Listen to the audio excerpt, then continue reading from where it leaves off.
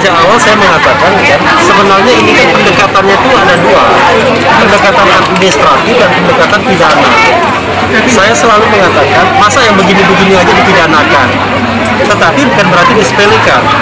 Pendekatan sanksi administratif seperti 50 juta gitu, itu menurut saya sudah cukup. Hanya memang kalau dia terkait dengan petugas, maka harus ada sanksi, misalnya demosi, pemindahan, teguran, dan lain sebagainya. Nah, kalau kita kaitkan dengan kerumunan ini, kan ada dua, otoritas dan pelaku kerumunan. Dua-duanya ya harus katakanlah diklarifikasi dan diberikan sanksi. Misalnya Pak Mahfud misalnya, karena Pak Mahfud menyuruh, ya sanksi kepada Pak Mahfud apa ya? Presiden harus menegur dia, entah menegur, entah mengganti, itu soal lain. Tapi intinya adalah masing-masing punya porsinya. Tapi saya termasuk orang yang tidak begitu suka apa-apa mengkriminalkan, apa-apa dipidanakan. Jadi yang paling penting dalam soal kerumunan itu, post factumnya adalah apakah dampak dari kerumunan itu memang menyebabkan klaster baru COVID, klaster bandara, klaster ini dan lain sebagainya. Kalau memang iya, maka itu yang harus kita atasi, kita tanggulangi, kan begitu. Bukan malah sibuk untuk mempidanakan orang, apalagi sampai jatuh ke begini Indonesia. Saya tidak bicara mengenai suka dan tidak suka pemerintahan ya. Saya berusaha objektif menurut ilmu yang saya pahami. Kalau mengenai HRS, menurut saya pasal yang dikenakan ke beliau itu maksa. Jadi ada dua pasal. Satu adalah pasal tentang kekarantinaan kesehatan, pasal 93 Undang-Undang Nomor 6 2018, di mana itu mengatakan orang yang menghalangi dan tidak patuh pada protokol kesehatan ya, penyelenggaraan kesehatan masyarakat itu bisa diancam pidana 1 tahun atau denda 100 juta. Itu tindak pidana yang nggak berat-berat amat, karena ancaman pidana 1 tahun dan tidak boleh ditahan, kan begitu? Tidak bisa ditahan. Tapi rupanya tidak cukup untuk HRS, maka dicarilah pasal yang ancaman hukumannya minimal 5 tahun agar dia bisa ditahan. Dibuatlah pasal 160 tentang penghasutan KUHP, yaitu menghasut orang untuk melakukan tindak pidana. Pertanyaannya adalah ada dua hal, itu kan ada kausalitas sebab akibat. Pertanyaannya apa yang dihasutkan oleh HRS? Dia menghasut apa? Yang kedua, siapa yang terkena hasutan yang akhirnya melakukan tindak pidana atau melanggar peraturan? Kan sumir banget gitu. Tapi dengan dijadikan tersangka pasal 160 tersebut ada alasan untuk menahan. Karena kalau tidak ada pasal 160 nggak bisa ditahan. Nah, menurut saya lebih suka pendekatannya itu harus pendekatan yang non pidana, ya kan? Kalau dia salah, maka sanksi administratif. Tapi begini, kalau menegakkan protokol kesehatan itu begini. Contohnya misalnya ada kerumunan seperti ini, ya kan?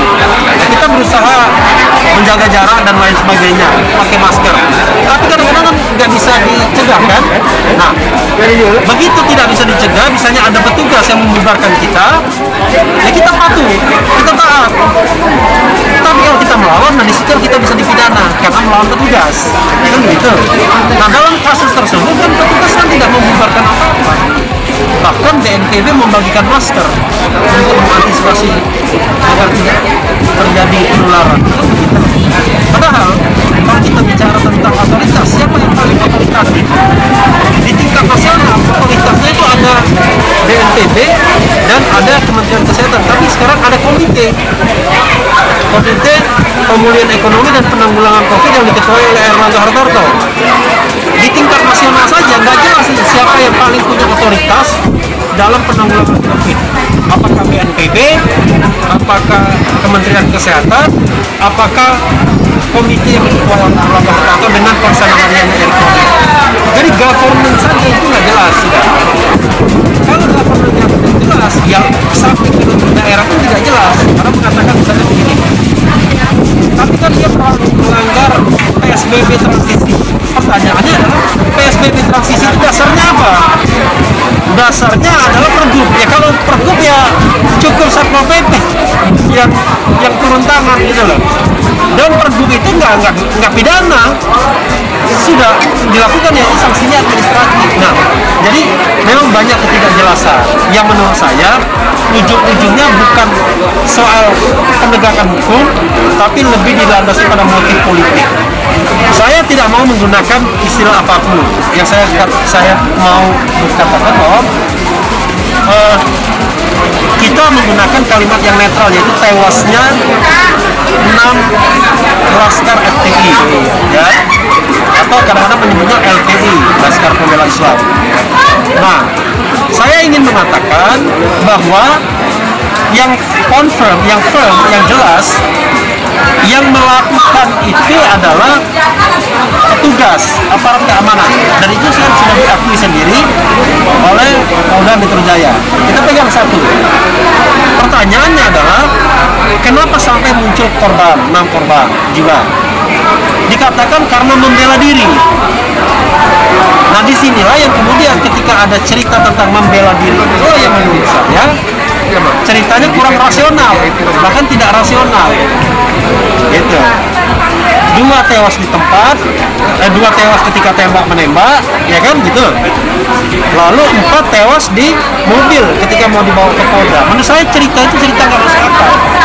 Salah satu nggak masuk akal misal ya, ini kan penilaian, opini ya, bukan fakta. Saya mengumumkan sebuah opini berdasarkan rekonstruksi.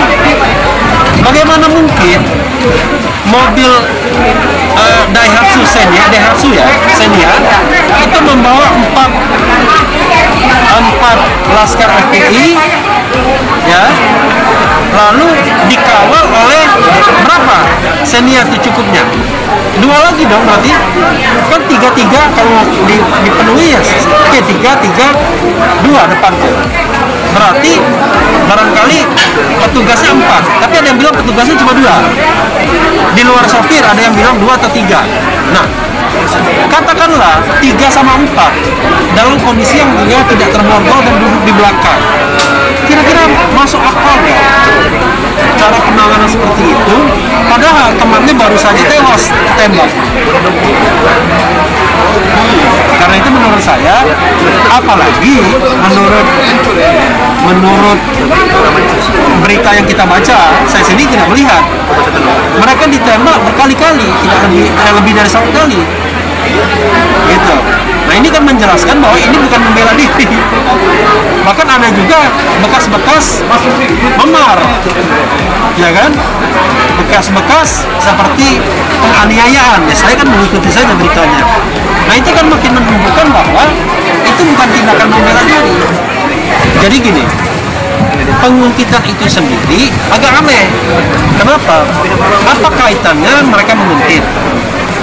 Dikatakan bahwa menguntitnya itu karena memastikan bahwa akan ada pengerahan massa waktu pemeriksaan Rizik.